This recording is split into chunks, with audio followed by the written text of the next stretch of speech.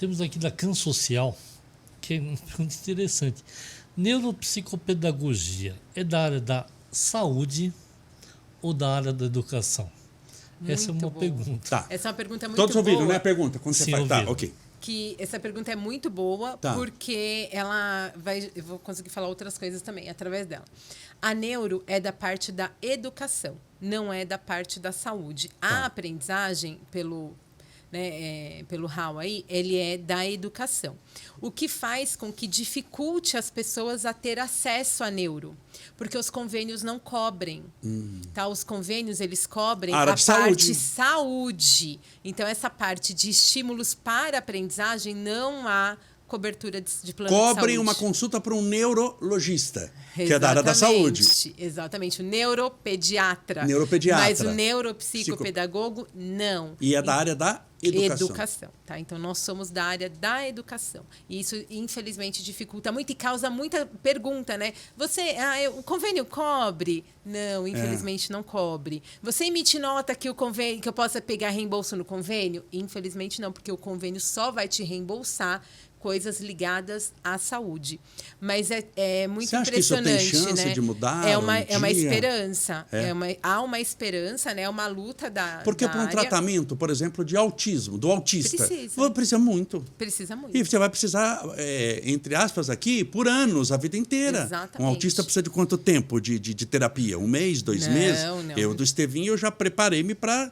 Aí eu vou estar com anos. 98 anos e vou levar ele. Isso, anos. Exatamente. É ad eternum. Exatamente. Eu nunca coloquei fim nisso daí. Quando eu comecei, coloquei pé, que eu estabeleci que ele era autista e começou a terapia, eu chamei minha esposa, falei, Jurema, isso aqui é para a vida inteira. Vamos levar para a clínica, entenda? Pode mudar a clínica, mudar o jeito, mudar a terapia, mudar isso, aquilo. Mudar profissional. Se prepare. Isto daqui é para a vida inteira. Já coloquei que é para a vida inteira. Sim. Minha. E só que aí o que me deixa assim, né, muito pensativa dentro disso tudo é a seleção, né? Porque, por exemplo, por ser algo da área da educação, não tem acesso a todos. Então, e muitos precisam. Muitos precisam.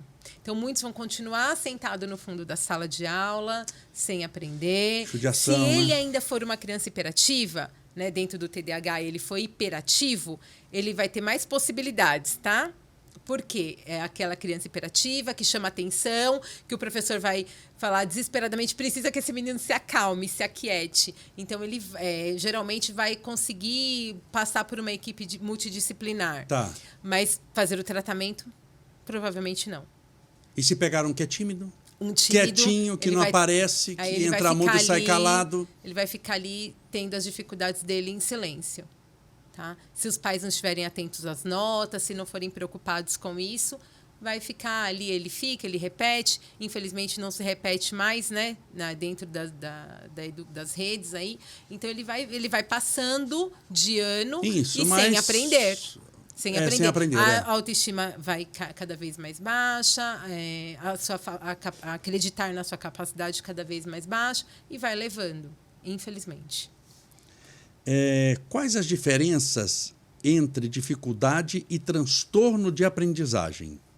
A dificuldade, ela Então, tem dificuldade de aprendizagem e transtorno de aprendizagem. Exatamente. Primeira pergunta, não é a mesma coisa? Não é a mesma coisa. A dificuldade de aprendizagem, vamos lá, a criança tem um ambiente, ela estuda numa escola que o método, ela não entende o método, ela não se adapta ao método daquela escola. É uma dificuldade, tá?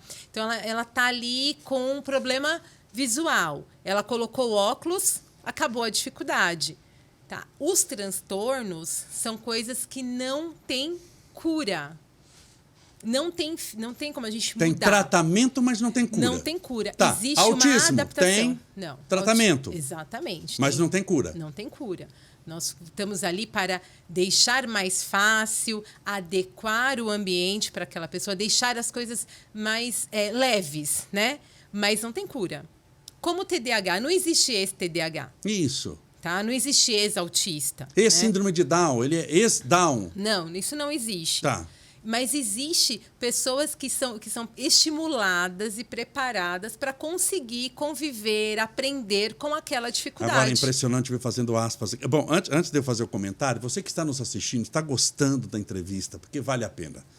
É uma entrevista assim que você vê que está nos ensinando bastante coisa. Deixe o seu like para que mais, quando você deixa o seu like, deixe o joinha, o YouTube começa a entregar para mais pessoas, ou seja, mais pessoas vão assistir o que você está assistindo aqui. Então, deixa o seu joinha, o seu like. Impressionante como tem gente que acha que tem cura. No início, quando eu anunciei, falei, olha, meu filho é autista, tudo. Aí comecei a mostrar aquilo. Camolé, o que apareceu para mim? Hoje o pessoal já está mais educado, já está mais informado.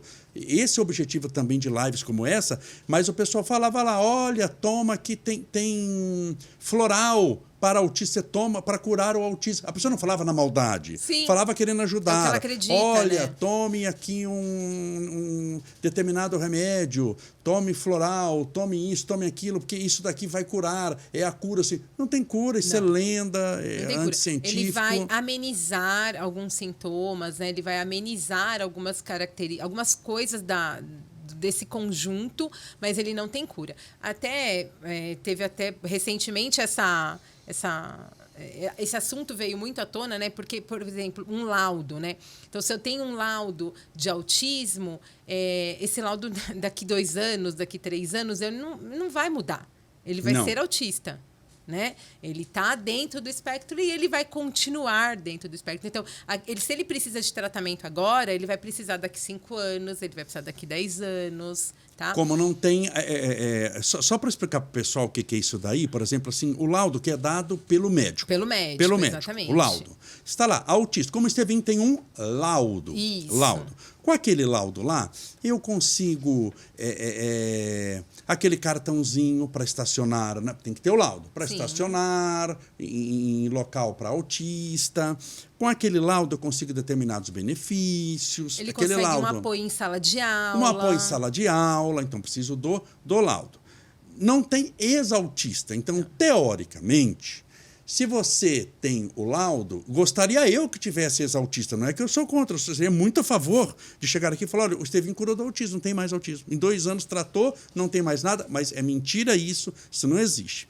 Então, se ele tem um laudo e ele não deixará de ser autista, ele tem 3 anos, mas com 70 será autista, aquele laudo tem que servir a vida inteira. Exatamente. Não pode ter validade. Exatamente. Determinadas doenças, por exemplo, problema de coluna, pode ser que a pessoa se cure. Sim. Câncer, Problema não tem de gente que vista. cura do câncer?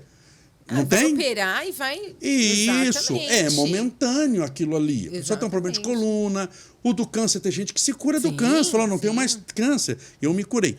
Mas no caso da síndrome de Down, não tem ex-Down, vou fazer um atestado de que ele tem a síndrome de Down, mas vamos renovar a cada 2 anos para ver se ele está tendo, continua tendo. Não, então, isso não existe. A luta que se está tendo hoje é para que esse laudo sirva para sempre. Porque é uma burocracia. É até um projeto de lei que isso é do governo federal, está lutando, no estado, no município a gente está lutando também para aprovar isso daí, ou seja, para aceitar no município aquele laudo, e esse laudo vai servir para sempre. Essa lei vai ter um nome e vai chamar-se Estevinho. A Lei Estevinho. Nossa, que emoção. Está, tô até emocionada. Está tramitando na Câmara Municipal para esse laudo, que é uma coisa óbvia, né? Sim. Eu gostaria que tivesse cura e que o pai e a mãe gostaria demais, mas não tem, gente. Sim, a gente tem que trabalhar com a existe. realidade. Exatamente, mas dentro disso tudo, Estevão, então o que acontece? Ele é autista. Ele é autista e tem problema, por exemplo, na fala. Ele pode, com os estímulos fonodiólogos, ele vai melhorar a fala. Certo? Então, ele vai ser um autista que não tem problema de fala. Sim. Ele vai, por exemplo, ele tem um Down que tem problema de leitura. Mas ele vai ser um Down que lê. Isso, mas um Down que lê. Exatamente. Um autista que fala. Exatamente. Né? Ai, falou, curou. Não ele é vai isso. ser um autista, por exemplo, que tem coordenação motora. Sim. Então, por isso, a importância, né, desse conjunto de atitudes. Por exemplo, fazendo um gancho aqui, dentro das questões da aprendizagem. O esporte é fantástico para ajudar nas dificuldades de aprendizagem e nos transtornos também. Então, o esporte, as terapias, isso é impressionante, como muda a vida tanto do atípico, o que é o atípico? É a criança que está fora, a gente fala, está fora, né, ali, está fora do padrão, né? Esse atípico e típico vieram para substituir o tal do normal e o anormal. Não é assim, é uma questão semântica, isso. eu sei, mas assim, fala o normal. Olha, essa criança é normal. Isso, então ela é uma criança atípica. E se ela está fora disso, ela é uma criança atípica. Mas o normal e anormal dá uma sensação assim pesada, né? Uma palavra pesada. Então, ficou um pouco mais... E que sempre eu falo aqui assim, vamos pegar uma criança normal, a Richthofen, que viu os pais sendo assassinados à paulada. Ela é normal. Né? Ela não tem autismo. Não. Tem síndrome de Down. Não. Tem TDAH. Mas passa a noite com ela para você ver um pedaço de porrete, o perigo que é. É ou não é? Então é normal. Né? Então tem casos que essa normalidade criam tragédias. Nós encontramos dentro dessa normalidade assassinos contumazes. Mas o nome normal e anormal dá uma sensação assim pesada. Então trocou o normal por típico. Isso. E para o pessoal entender aqui o vocabulário novo, vamos aprender um vocabulário novo. E o atípico, o antigo anormal. Isso. Mas ele é chamado de atípico. Atípico. Então, a dificuldade da aprendizagem vai acontecer no típico e no atípico. Sim. E os estímulos são iguais. Né? Porque, por exemplo, se o típico tem um problema na área de aprendizagem, na área da escrita, então nós vamos estimulá-lo também, da mesma maneira. Então, assim, só tem dificuldade de aprendizagem em crianças e pessoas atípicas? Não. Todos nós podemos ter problemas de aprendizagem, tá? Então, hoje, por exemplo, nós temos uma ONG que chama Basquete Educa, onde nós trabalhamos ali o basquete junto com a educação.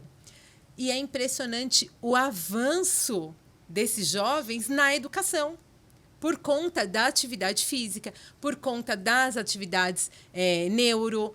É impressionante. Então, não é só no atípico, é no típico também. Não deixe de se inscrever em nosso canal e ativar o sininho para que você seja sempre avisado quando aparecer um novo podcast.